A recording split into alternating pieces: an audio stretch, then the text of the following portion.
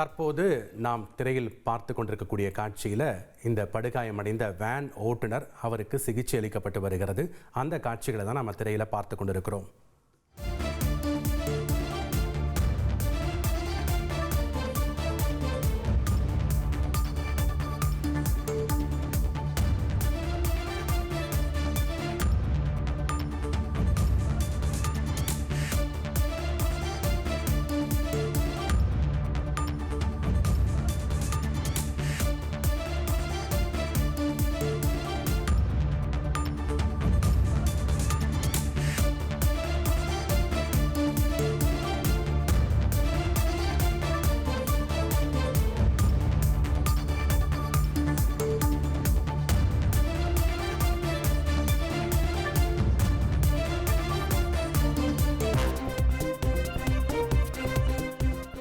பள்ளி வேன் மீது ரயில் மோதிய விபத்தில் 2 மாணவர்கள் உயிரிழந்திருப்பதாக தகவல் கிடைக்கப்பெற்றிருக்கிறது.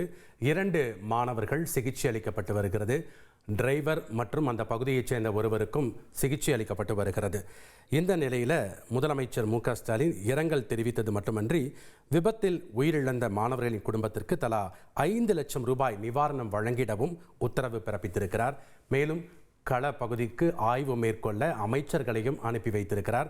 அதன்படி தொழிலாளர் நலத்துறை அமைச்சர் திரு சி.வி. கணேசன் கடலூர் அரசு மருத்துவமனையில் நேரில் வந்து ஆய்வு மேற்கொண்டு செய்தியாளர்களிடம் தெரிவித்த தகவலை நாம் பார்த்தோம். தற்போது வேளாண் துறை அமைச்சர் திரு எம்.ஆர்.கே. பன்னீர்செல்வம் அவர்களும் தற்போது கள பகுதிக்கு வந்து ஆய்வு மேற்கொள்ள இருக்கிறார். இந்த நிலையில் திருச்சி பகுதியிலிருந்து ரயில்வே பாதுகாப்பு குழுவினர் விரைந்து வந்து கொண்டிருக்கிறார்கள்.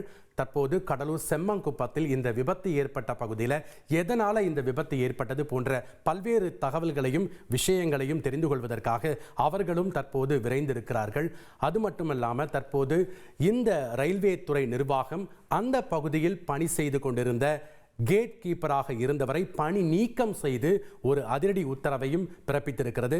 தற்போது இந்த விபத்து ஏற்பட்ட உடனே அப்பகுதி மக்கள் அந்த கேட் கீப்பரை தாக்கியதால் அவர் தற்போது பாதுகாப்பான இடத்தில் தங்க வைக்கப்பட்டு அவரிடத்தில் விசாரணையானது ஒரு புறம் நடைபெற்று கொண்டிருக்கிறது.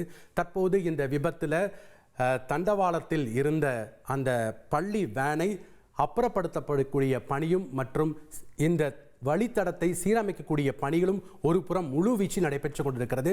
காலை 7:45 மணி முதலே இந்த வழித்தடத்தில் இயக்கப்படக்கூடிய அனைத்து ரயில்களும் ஆங்காங்கே நிறுத்தி வைக்கப்பட்டிருக்கிறதுனால தற்போது மீட்பு பணியானது துரித கதியில் நடைபெற்று கொண்டிருக்கிறது.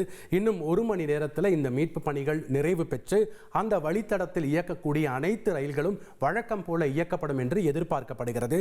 தற்போது ஒரு மாணவர் மாத்திரம் ஜிப்மர் புதுச்சேரியில் இருக்கக்கூடிய ஜிப்மர் மருத்துவமனைக்கு அவருடைய பெற்றோர் கேட்டுக்கொண்டதன் அடிப்படையில் அவர் அனுப்பி வைக்கப்பட்டிருக்கிறார். தற்போது மற்ற இருவர் தற்போது இந்த கடலூர் அரசு மருத்துவமனையில் தீவிர சிகிச்சை பெற்று வருகிறார்கள்.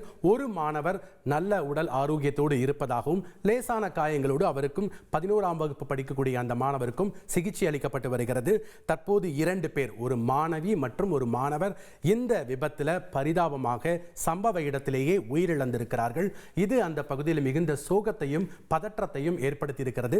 கடலூர் அரசு மருத்துவமனையில் உயிரிழந்தவர்களுடைய பெற்றோர் மற்றும் உறவினர்கள், நண்பர்கள் அந்த பகுதியில் குழுமி இருக்கக்கூடிய காட்சிகளையும் கவலை தோய்ந்த முகத்தோடும் அழுகையோடும் அவர்கள் இருக்கக்கூடிய காட்சிகளையும் நம்ம பார்க்கிறோம். ஒரு புறம் தற்போது செம்மங்குப்பம் பகுதியில் அந்த மீட்பு பணிகள் நடைபெற்று கொண்டிருக்கிறது. தற்போது தண்டவாளத்தில் இருந்த அந்த பள்ளி வேன் அப்புறப்படுத்தப்பட்டு சீரமைப்பு பணிகள் முடுக்கிவிடப்பட்டிருக்கு.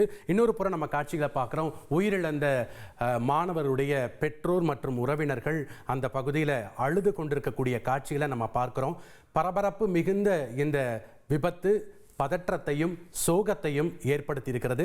காலை 8 மணி முதல், இந்த செய்தி அறிந்த 8 மணி முதலே மிகுந்த பதற்றத்திற்குள்ளாகி இருக்கிறது கடலூர் மாவட்டம். தற்போது இது தொடர்பான நேரலையை நாம் பார்த்து கொண்டிருக்கிறோம். ட்ரெண்டை ஃப்ரெண்ட் ஆக்கிக்கோங்க. தந்தி டிவியின் சப்ஸ்கிரைபர்ஸ் அண்ட் ஃபாலோவர்ஸ் குடும்பத்தில் நீங்களும் இணையுங்க.